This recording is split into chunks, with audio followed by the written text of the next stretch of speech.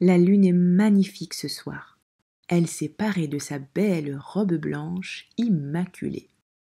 J'aime tellement regarder ce spectacle merveilleux. Les nuages dansent autour de la lune, alors qu'elle paraît si paisible, totalement immobile, imperturbable. Et dire qu'il y a quelques siècles, elle s'est fendue devant... Ah, tu es là? Assalamu alaikum wa rahmatullah wa barakatuh. Bienvenue à toi. À qui je parlais? À personne à vrai dire. Je pensais à haute voix. Qu'est-ce que je faisais? Je regardais juste là-bas, tu sais, là-haut dans le ciel. D'accord, je te dois une explication. Ton calendrier te l'a annoncé. Nous venons de passer ce que le prophète Mohammed sallallahu alayhi wa sallam appelait les jours blancs, Ayyam al-Buyud en arabe. Il s'agit des 3 jours, ou plutôt des 3 nuits de pleine lune. Chaque mois, les 13, 14 et 15e jours, la lune dévoile toute sa splendeur. As-tu pu la contempler?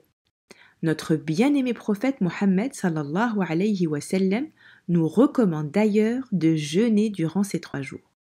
Je ne sais pas toi, mais moi j'en profite. Les journées d'hiver sont courtes et du coup l'heure de la rupture beaucoup plus tôt qu'en été.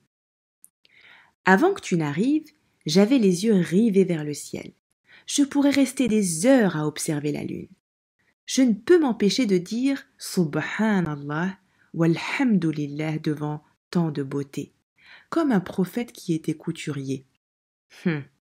J'ai son nom sur le bout de la langue. Peux-tu m'aider?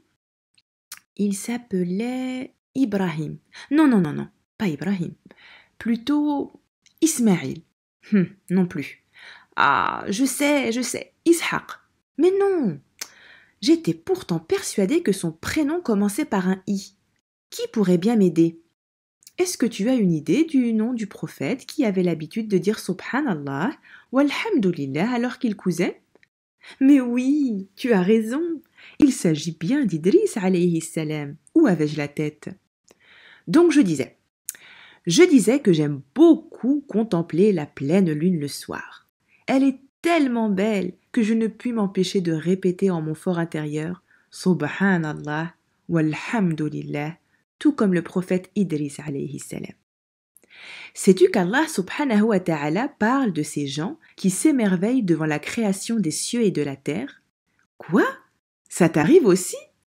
Eh bien, je t'annonce qu'Allah subhanahu wa ta'ala parle de toi dans le Coran et de tous ceux qui, devant la beauté des cieux et de la terre, évoquent leur Seigneur, qu'ils soient assis, debout ou même couchés.